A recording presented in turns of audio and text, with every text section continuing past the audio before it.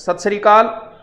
आ जाइए, आ जाइए, सभी आ जाइए, जिस जिसको आना है वो सब आ जाइए। महाकवि माघ की नगरी। अच्छा बड़ी टेस्ट कौन सो है? अच्छा वो है, आ जाओ भी, आ जाओ। चालो को नहीं और तक मेलो, क्योंकि मेलो चालो थालो चालेगो, कौन सो चाली चालेगो। चलो चालियो। देखो टाबरो, कई प्रकार का संशय बैठ रहा है, कई कमेंट आ रहा है, गुरुजी समझाओ, और मारवाड़ी में समझाओ और हिंदी में समझाओ, और सारी तरिया समझा दूँ। कोई चिंता करने की जरूरत को नहीं है, ईडी कोई टेंशन लेने की जरूरत को नहीं है। अंदर सीईटी की है, अब बता देगा की है कि ये सिलेबस है, कौन सी भर्तियां में लागू है गो कोनी है गो गए लड़े हुए गो का अगला हुआ गो, निचोड़ करके पूरी राम कहानी निचोड़ के थर माथे में डाल दूंगा। आ जाओ जल्दी करो।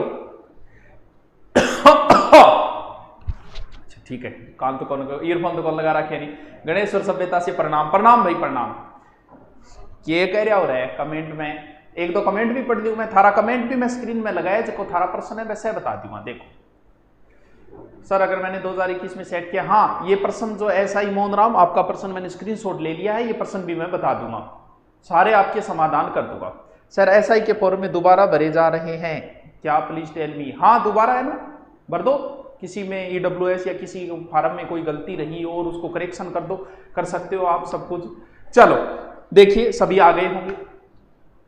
CET यानी एक तरीके का, जैसे क्या होता है, बड़ी भर्तियां होती है। जैसे आप कॉलेज लेक्चरर बनना चाहते हो, तो कॉलेज लेक्चरर बनने के लिए आपको नेट करना जरूरी है।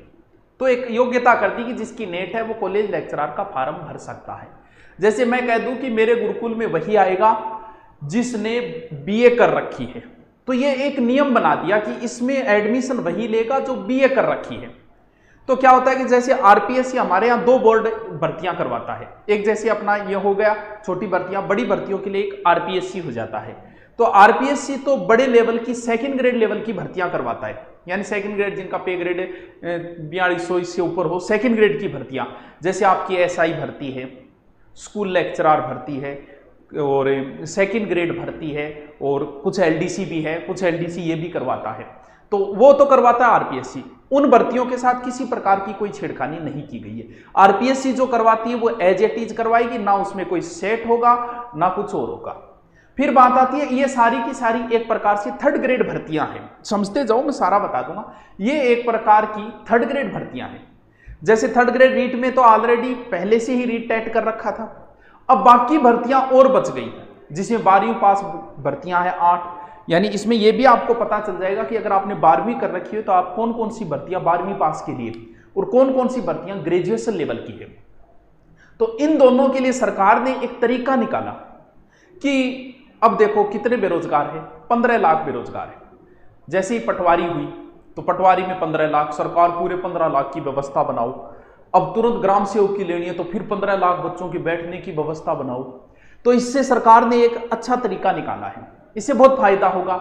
मैं हमेशा ही आपको कहता था कि नहीं कि अब जैसे इससे पीछे वाली पटवारी में 2 पेपर थे, अगर आपको पता हो, और किसी प्रकार की घपलाबाजी नहीं होती। क्यों 2 पेपर अगर हो तो घपलाबाजी इसलिए नहीं होती क्योंकि लोग पेपर खरीद लेते हैं।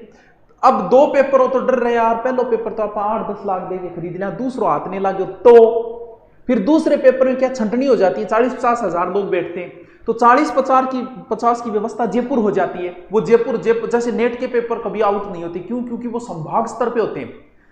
पेपर हमेशा आउट होते हैं जैसे छोटी भर्ती पुलिस वगैरह, क्यों होते हैं? क्योंकि वो तहसील स्तरों में चल जाते हैं। पिछली बार पुलिस का सेंटर तो गांव में आया था, वो पता नहीं कौन सी भर्ती, उसका गांव में सेंटर आया, तुम बताओ आउट नहीं होंगे क्या? तो इससे फायदा होता है। हम लोग ये सोचते हैं 2 से भर्ती लंबी चली जाएगी ये वो, लेकिन इससे भ्रष्टाचार कम होता है। अब देखिए CET बहुत अच्छी नीति है, अरे अच्छी नीति है ये, आप समझ जाओगे इस चीज को जब पूरी बात समझो। सरकार हर बार कुछ ना कुछ परिवर्तन लाती रहती है, तो परिवर्तन हमेशा आपके पक्ष में लाया जाएगा, सरकार अपने पक्ष में नहीं लाएगी। कुछ कह रहे पैसे एक बार ले लेंगे, इधर ले लेंगे, उधर ले लेंगे। अरे यार तुम 200-400 रुपये देते यार, उससे कोई सरकार नहीं चलती है। तुम्हारे जो टिक्का लग रहा है ना वो भी महंगा पड़ेगा सरकार के, तो 200-400 से भी पता नहीं एक टिक्के कितना रुपये पड़ते होंगे सरकार के, तो अपने 200-400 से कोई सरकार नहीं चलती है। तो ऐसे सोच नहीं लाना चाहिए कि मैं 200 फार्म भर रहा हूँ, तुम 400 रुपये फॉर्म के भरोगे, 200 तुम्हारे ऊपर पेपर छपके तुम जब पेपर दोगे 200 तो लग जाएंगे सरकार के। तो पहले तो हम इस चीज को समझते हैं कि सेट क्या है, फिर आपके सारे डाउट मैं एक एक करके क्लियर कर दूंगा। चलो सारा समझाते हुए मैं चलूंगा। देखिए अधीनस्थ एवं मंत्रालय सेवाओं में भर्ती से संबंधित कार्य राजस्थान कर्मचारी बोर्ड द्वारा किया जाता है। ठीक है, इसमें माथापच्ची नहीं करनी है, कौन करवाता है कि आप पटवारी का फॉर्म भरो, कोई करवाओ, कोई न कोई तो करवाएगा। तो ये एक बोर्ड का नाम बताया उसने। कुछ पदों में भर्ती राजस्थान लोक सेवा आयोग द्वारा, बिल्कुल आरपीएससी करवाती है, बता दिया सेकंड ग्रेड से ऊपर ऐसा ही भर्ती हिंदी शुरू करो। करेंगे, पहले इस चीज को सेट को थोड़ा सा समझ ले। चलो, कई बार आवेदन करना और परीक्षा प्रक्रिया शामिल होना, बार बार आवेदन परीक्षा शामिल, मतलब सरकार आ कह रही है थारू बार बार में परीक्षा शुल्क लिया, थारू बार बार आवेदन कराओ थे, बार बार यात्रा करके जाओ थे, दुखी हो जाओ, थारा गेस्टिंग बन जाए और बन जाए, तो थाने हमारी बहुत चिंता है, नहीं मानना थारी बहुत चिंता है। ई वास्ते में थाने बार बार परेशान को नहीं करा, इंगी वजह में साल में एकरी परेशान कराना था। अब देखो आगे चलो, अब बताएंगे कि 2 पेपर होंगे कि सर पटवार का आएगा, तो क्या ये चीज समझने वाली बात है, बाकी और कुछ नहीं है। देखिए, राज्य सरकार द्वारा सभी अधीनस्थ मंत्रालय सेवाओं को गैर तकनीकी, अब ध्यान रहे कुछ बच्चे पूछ रहे थे टेक्निकल वाले बच्चे, उनके लिए नहीं, गैर तकनीकी पदों नाम पहले से ही दे दिया गया इसमें, नॉन टेक्निकल। ठीक है, इस चीज को थोड़ा सा ध्यान रखना। टेक्निकल वाले जैसे जयन वगैरह, वो टेक्निकल में आती है शायद जयन वगैरह, वो भर्तियां को छोड़ के बाकी भर्तियों में समान पात्रता परीक्षा, कॉमन एलिजिबिलिटी टेस्ट, ठीक है, भाग लेना अनिवार्य होगा। बिल्कुल, अगर जितनी 20 भर्तियां हैं वो अभी आ जाएगी। कौन कौन सी 20 भर्तियां हैं? 12वीं लेवल की और बीए लेवल की, टोटल जोड़े तो 20 है। उन 20 भर्तियों में जब तुम्हारे पास ये सर्टिफिकेट होगा सीईटी का, तो ही तुम घुस पाओगे। अब जहां कई कह मैं पटवारी तैयारी करूं, पटवारी तैयारी करूं, छात्र से हेलो मारो पटवारी तैयारी करूं, नहीं चलो पड़ोसी पूछो, बोल कि हाँ सेट हो गए रे, बोल सेट तो हो गयो, कितना बढ़िया रहे सेट में, 40 बढ़िया, बोल तो मुना अगले सेट की तैयारी कर, 40 पटवारी का सपना देखे, एक लेवल का भी पता चल जाएगा आदमी को अपने आप का। यानी वो अगलो पहले ही पूछो सेट हो गए नहीं तो मुना क्या पटवारी करे, पहले सेट तो क्लियर कर, बाई बात है। यानी आप एलिजिबल तभी होंगे जब ये डिग्री आपके पास होगी, यानी वही प्रोसेस है, शादी से पहले रिश्ता, वही प्रोसेस है। चलो देखिए, किसी भी अभ्यर्थी को अन्यथा पात्र होने पर इस परीक्षा में अर्जित अंकों के आधार पर ही किसी पद को भर्ती का आयोजन किए जाने वाली प्रतियोगी परीक्षाओं में भाग लेने हेतु पात्र माना जाएगा। अब बात आती है इसमें अंकों का, यहां इस चीज को समझना जरूरी है। चलो मैं लिखूंगा कहां से, छेड़खानी कौन करा बिना लिखे, अरे वो लिखना रो काटो रे, मैं समझाऊंगा, 1 मिनट रुको थे, इतना थार कमेंट पढ़ लो। अरे मुनिया सर मैं रीट की तैयारी कर रही हूं, पर मैं 2nd ईयर बीएसटीसी में हूं, सर मुझे टेंशन है, कहीं हमें शामिल ना करे प्लीज। तो मुना विष्णु कुमार, तुम बीएड किस लिए कर रहा है? नौकरी के लिए। किसकी नौकरी के लिए? रीट के लिए। इस चीज को तू छोड़, तू तेरा सिलेक्शन तो करवा के दिखा, दम तो दिखा। अरे ओ भाई, हाँ दम तो दिखा। अरे बोल लिखना रो, बता क्या पर यहीं पर हाँ तो कर दे तो ये किए, हाँ आगे ठीक है। देखो ये चीज ने समझो कि गुरुजी नंबर आरो के लोचो है कि सेट में ज्यादा नंबर लाना जरूरी है, ये चीज नहीं समझना जरूरी है, वही कंसेप्ट थारे लिए समझना जरूरी है। जैसे मान लो इसने नहीं कहा है, जैसे आपने सेट का पेपर दिया, ठीक है गुरुजी, ये चीज ने समझो थे कि सेट में अच्छा नंबर लाना क्यों जरूरी है। देखो सेट को मान लो थे पेपर दियो, अब अगर कि वो 10% है तो भी वो कह सके भाई जी मैं सेट पास हूं, क्यों? क्योंकि निम्नतम तो राखी को नहीं। जैसे रीट में कर दिया कि 60, वो कैटेगरी के अनुसार 60, 55, 50 कर दिए, वो तो ठीक है, रीट वाला तो कह देगा मेरा 60 है, मैं एलिजिबल हूं 3rd ग्रेड के लिए। लेकिन यहां तो कोई नियम ही नहीं बनाया, निम्नतम का कोई नियम ही नहीं है। तो गुरुजी तो फिर क्या होगा, आप जितने ऊंचे नंबर लाओगे उतना ही फायदा होगा। सर कैसे होगा? वो क्या करेंगे, ज्यादा माथापच्ची नहीं करेंगे। जैसे मान लो पटवारी के इस भर्ती में बताएंगे लागू होगा कि नहीं। जैसे मान लो पटवारी की भर्ती आई है, 2000 पद आए, ठीक है। अब वो ये नहीं कहेंगे सेठ में वह सगड़ा आ जाओ, तो कहानी तो बटी घूम फिर आगे पाछी, पाछा 15 लाख व्यवस्था करो। लेकिन सरकार आ चल रही है कि मैं 15 लाख की तो एक बार ही व्यवस्था करा, बाद में मैं सिर्फ जयपुर में पेपर कराऊं ताकि पेपर आउट नहीं हुए, बड़ी सीटियां में कराऊं, संभाग स्तर पर कराऊं। तब देखो वो क्या करेंगे आपकी, यहां समझो इस चीज को। वो देखेंगे कि 2000 पटवारी का पद है तो अपन यहां करा 2000 में, मान लो उदाहरण दे रहा हूं कि अपन 10 गुना बुला लेते हैं, यानी 20,000 बच्चों को बुला लेते हैं।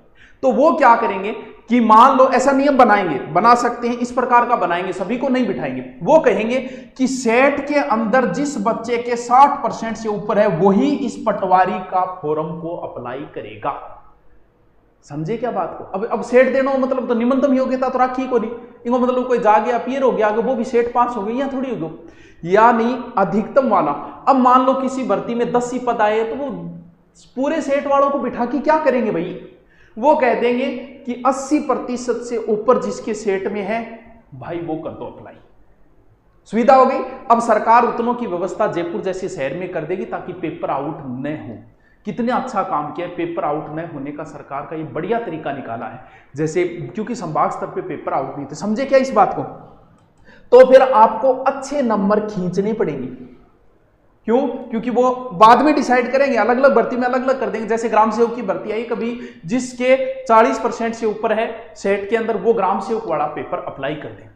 सर दोबारा पेपर, बिल्कुल दोबारा पेपर होगा। सेट तो एक योग्यता रखी है उन्होंने, फिर ग्राम सेवक के लिए आपको पैसे वैसे नहीं लिए जाएंगे। एक तरीके से हो सकता है कि मिनिमम फीस रख दे, बाकी अप्लाई कर दो कि मेरे 40% ऊपर है, ये सर्टिफिकेट रहा है, मैं इस ग्राम सेवक पोस्ट के लिए अप्लाई कर रहा हूं, फिर आपका दोबारा ग्राम सेवक का पेपर होगा। ऐसे नहीं कि इसके आधार पे, वो तो एक अप्लाई किया कि 40 से ऊपर करा दो ताकि मैं लाख एक टाबरांगा फॉर्म ले लिया और लाखों कोई पेपर कराऊं ताकि मैं व्यवस्था कर पाऊं, क्योंकि सरकार के पास व्यवस्था में बहुत बड़ी समस्या आती है सरकार की। समझ गए बात को? यानी भीड़ एक तरीके से कम करके पेपर आउट की संभावनाएं बहुत कम कर दी जाती है। आगे समझो, आपके सारे कंसेप्ट क्लियर हो जाएंगे। सनातन उच्च माध्यमिक शैक्षणिक योग्यता के आधार पर अनुसूची 1 व अनुसूची 2 निम्न पदों पर पृथक समान पात्र। समझे क्या बात को? इस लाइन का अर्थ है कि 2 सूची बनाइए, एक ग्रेजुएशन लेवल की भर्तियां और एक 12वीं लेवल की भर्तियां। दोनों के लिए आपको अलग अलग करना होगा। 12वीं वाली भी पास करनी होगी, बीए वाली भी पास कर। जैसे किसी की बीए नहीं है तो वो 12वीं वाला सेट देगा, देना पड़ेगा उसे, और कोई दोनों भी देगा, तो दोनों अलग अलग आपको पास करने होंगे। इस लाइन का अर्थ है, वो सूची कौन सी है वो आगे आ जाएगी। जैसे किसी ग्रेजुएशन नहीं है तो वो ओनली 12वीं वाला ही देगा। सिलेबस सब चर्चा करेंगे, तुम ठहर जाओ, संग दिल सुनो तो सही। मैं कंसेप्ट क्लियर कर रहा हूं, जो आपने प्रश्न पूछे वो कंसेप्ट क्लियर कर रहा हूं सेट का कि होगा क्या। चलो, सेट की का आयोजन राजस्थान कर्मचारी, चलो वो तो कोई आयोजन कराए, इससे कोई फर्क नहीं पड़ता। वर्ष में एक बार, यानी प्रत्येक साल आओगी, या प्रत्येक साल में जनवरी आओगी, प्रत्येक साल में सेट आओगी, यानी साल में एक बार सरकार करवा देगी। वो 3 साल तक आगे तक क्या रहेगी, वैलिड रहेगी। यानी अब इसी बात को आगे बताएंगे कि सर 2 बार आ जाए, दूसरी बार है नंबर ज्यादा आ जाए, पहली बार में ज्यादा आ जाए, तो उसके लिए क्या होगा वो भी देखेंगे। देखो, अभ्यर्थी के अंकों का सार्वजनिक किया जाएगा, कोई फर्क पड़े नहीं। सार्वजनिक मतलब ओ कोनी के थे पेपर दे गया था, लगर कागज आगे लिस्ट लगा देगा। सार्वजनिक के वो थे नाम और था रोल नंबर जल्दी देख पाओगा। बाकी सार्वजनिक आंखों नहीं करते, आगे तहसील का आगे टांग दिया कर लो रे सेठ में बड़े 2%, वो क्या वो पटवारी लागो, ये को नहीं है सार्वजनिक। नंबर था रहा है, थान देखना है, ठीक है। न्यूनतम उत्तीर्णांक नहीं है, बता दिया न्यूनतम नहीं रखा है उन्होंने, जैसे रीट में वैसे नहीं है। वो तो बाद में डिसाइड करेंगे, पटवारी के लिए 70% वाली अप्लाई करें, वो बाद में करेंगे डिसाइड। परीक्षा में बैठने तो अवसरों की कोई सीमा नहीं है, यानी सेठ थारा जच्चा बीती बार दो, हर साल दो, थारे जच्चे बीतनी बार दो, कोई समस्या को नहीं है। आगलांग बिक्री कराओ चौकी, ठीक है। अधिक अंक अर्जित करेगा उसे पात्रता हेतु गिना जाएगा। यह प्रश्न कई बच्चों ने पूछा, समझो। देखो, जैसे आपने इस साल तो होने वाली नहीं है सेट, होगी तो नेक्स्ट ईयर होगी। मान लो 2021 में किसी बच्चे ने सेट दिया, उसके बने 80% और 2022 में वो बच्चा बिगड़ गया, पढ़ाई नहीं की उसने, नहीं की, उस बच्चे के बने 60%। लेकिन एक बच्चा संभल गया, उसके बने 2022 में 85%। तो बात ये होती है कि जब अप्लाई मांगेगा तब तुम वही लगाओ ना जिसमें ज्यादा है। यानी ये नहीं है कि वो तू 2022 में 60 ले, मैं तो तेला 60 मानांगा, ना ना, तू गैलेडी लगा दे बलाई, क्योंकि वो 2021 सारी 3 साल तक चलेगी। जिसमें ज्यादा नंबर है वो कार्ड दिखा दे भाई, वो देखो थे मैं योग्य, हाँ। तो समझ गए इस बात को? यानी आगे कम बेसी का इसका कोई औचित्य नहीं है, जो ज्यादा नंबर आए वो दिखा दो। चलो नेक्स्ट चलते हैं। प्रावधान आरक्षण प्रावधान मतलब ये है कि आयु एवं अन्य मापदंडों संबंधी राज्य पत्र आरक्षण, जैसे आरक्षण वैसे कर देंगे। जैसे मान लो उन्होंने पटवारी के लिए कहे कि 60% वाले अप्लाई करो, तो कह देंगे जनरल 60 हो गया, ओबीसी को 5% कम कर देंगे, 55 SC ST 5-5, वो जो आरक्षण का रूल है वो भी लागू होगा, विडो वगैरह सबके लिए लागू होगा, वो बात कही है उन्होंने। चलो वो तो होता ही है। यह केवल एक पात्रता परीक्षा होगी, अर्जित अंकों को किसी भी पद के अंतिम चयन की गणना में शामिल नहीं किया जाएगा।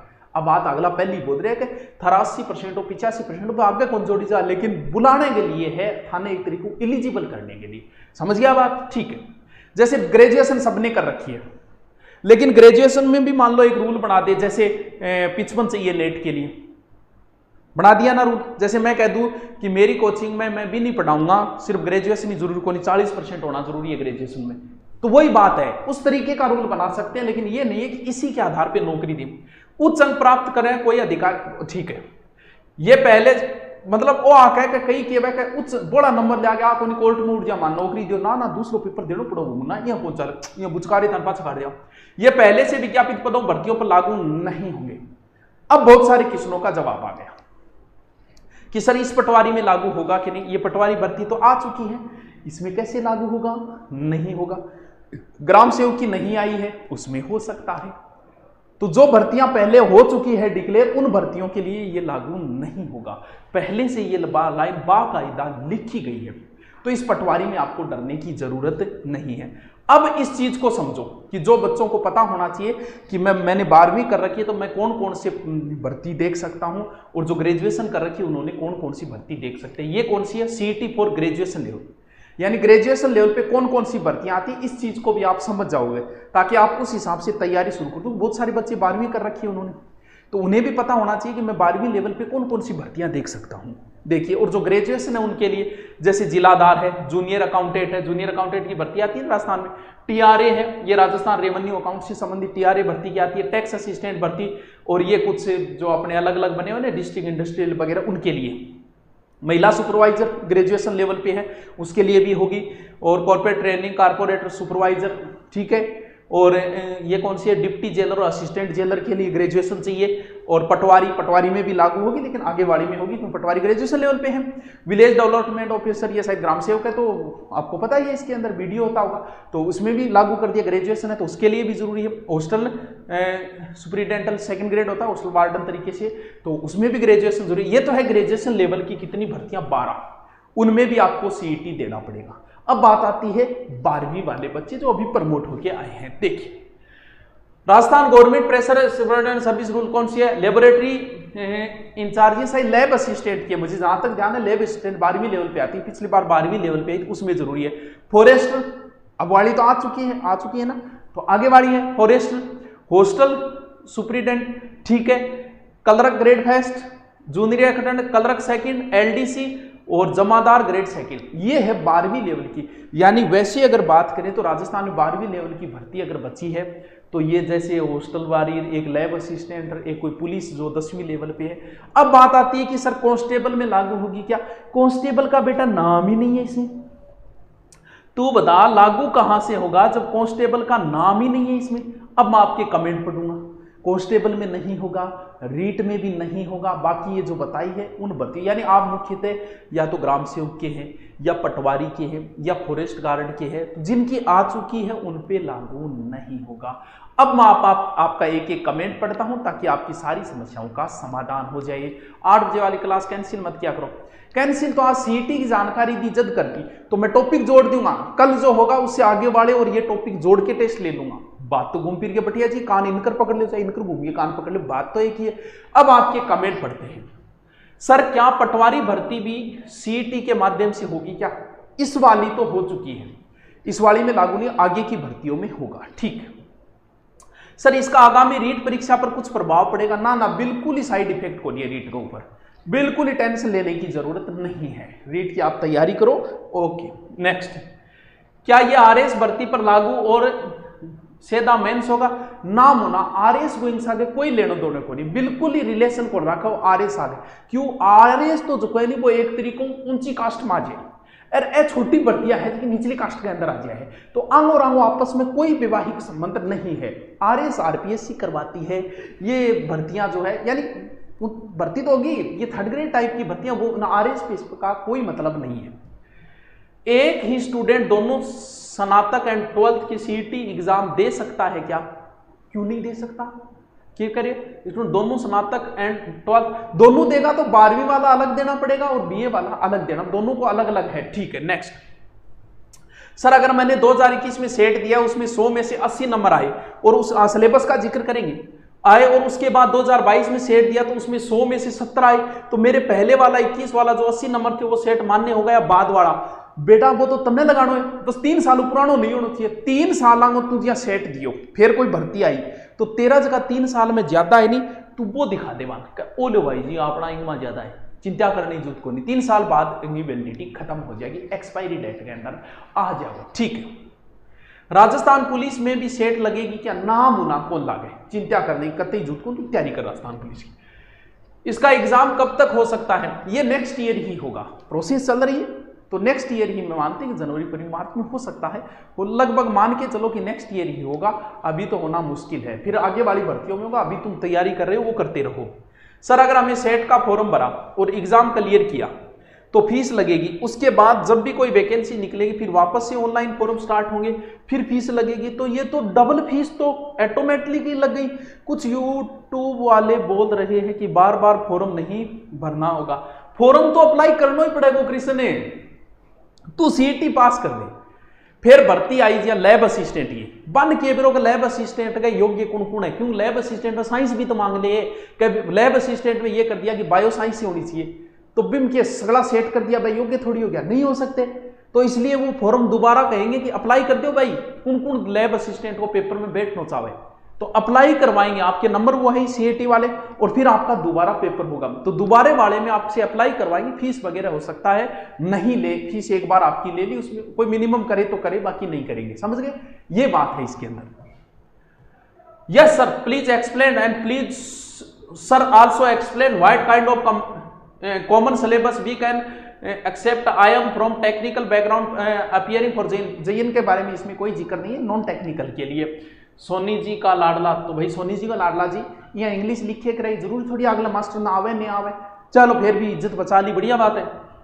सीईटी इंडिया लेवल पे होगा या राजस्थान का अलग से, और इसका सिलेबस क्या होगा सर जी? तो भाई विनोद ये राजस्थान की भर्तियों के लिए है, इंडिया का इससे कोई रिलेशन नहीं है। राजस्थान की भर्तियों के लिए सिलेबस की बात यह कि ये कॉमन टेस्ट है, कॉमन टेस्ट में सभी सब्जेक्ट होंगे, सिर्फ किसको? संस्कृत को छोड़ के, इंग्लिश भी होगी, हिंदी भी होगी, मैथ भी होगी, रीजनिंग भी होगी, जीके भी होगा, साइंस भी होगी। क्यों? क्योंकि साइंस बैकग्राउंड के बच्चे भी तो भाग लेंगे, यानी कॉमन होगा। कॉमन का मतलब सभी सब्जेक्टों का आपको नॉलेज होना जरूरी है। अब वो बात नहीं रही कि आपको सिर्फ एक सब्जेक्ट आता और आप नौकरी, तो इस कॉमन सब्जेक्ट होंगे, सभी होंगे। हो सकता है किसी में रीजनिंग न लगाए, जैसे रीजनिंग कोई जरूरी नहीं है वो मैथ लगा दे, किसी में मैथ न लगाई वो एक अलग बात है, लेकिन सभी का आपको नॉलेज होना जरूरी है। सीईटी कितने साल के अंतराल पर होगी, और अगर हर साल होगी तो क्या एग्जाम वो भी दे सकते हैं जिन्होंने पहले सेट दे दिया? हाँ, हर साल बिक्री कराओ।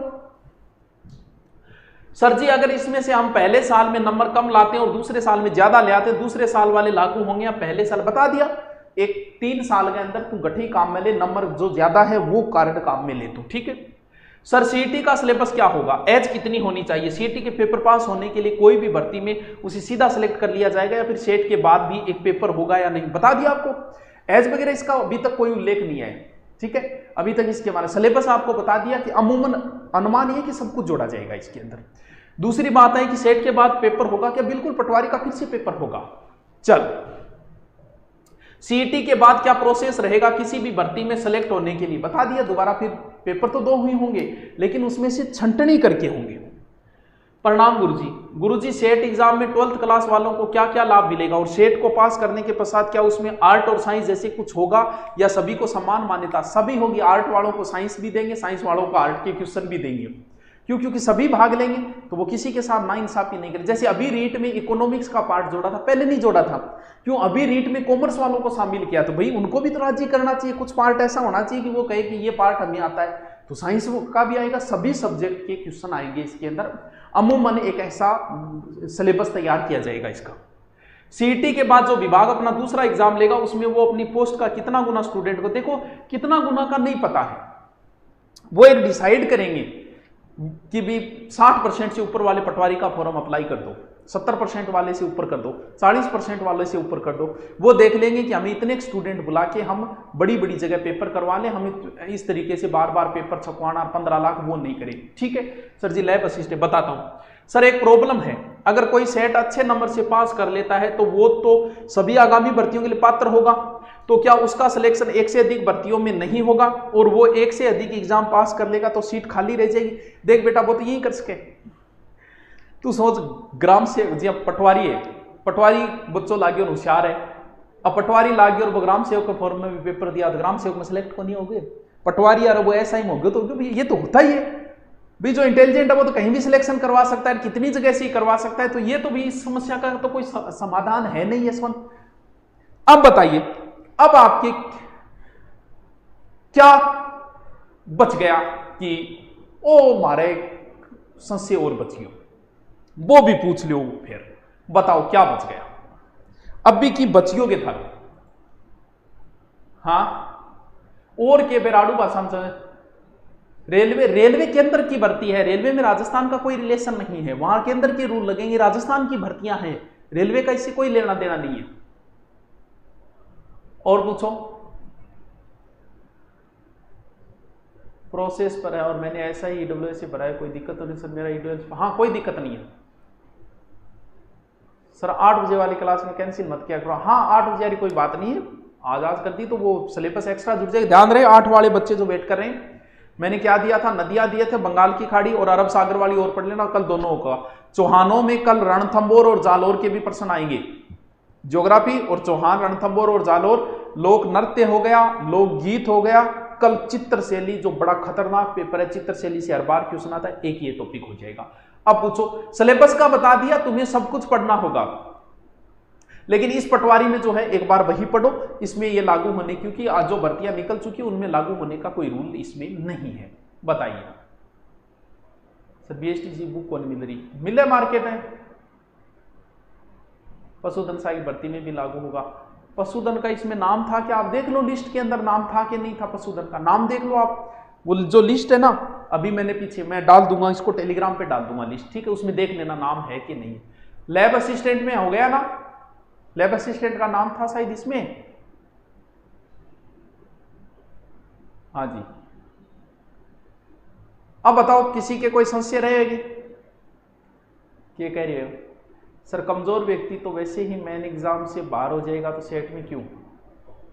मैन देख सेट क्यों लागू किया, तो अब भी कहानी नहीं समझा मेरी, अब भी तेरे समझ में नहीं आई है यार।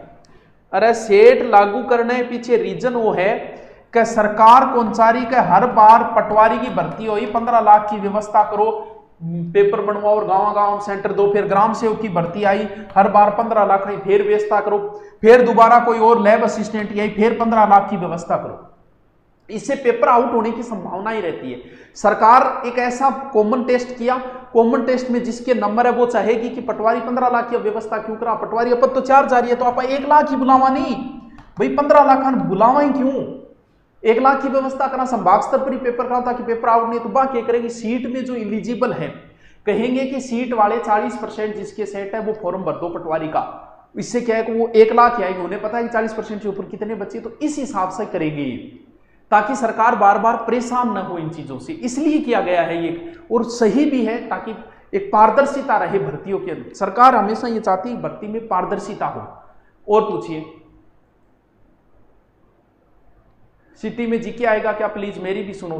अरे बता दिया ना विजेंद्र, सब कुछ आएगा, मैथ भी आएगी, इंग्लिश भी आएगी, हिंदी भी आएगी, साइंस भी आएगा, जीके भी आएगा, सब कुछ आएगा। हाँ ये डिपेंड है कि इंडिया जीके दे या न दे। राजस्थान कन्फर्म आएगा, geography history culture polity Rajasthan की कन्फर्म है। अब इंडिया का वो जोड़े कि नहीं जोड़े वो उन पर है, ठीक है। अब बताओ एग्रीकल्चर लागू, हाँ एग्रीकल्चर सुपरवाइजर शायद इसमें नाम नहीं था, चलो देख लेना। नहीं जो भर्तियां आ गई उनमें नहीं होगा। चलो ओके, थैंक यू, सारा संशय आपका दूर हो गया होगा, कल मिलते हैं, थैंक यू।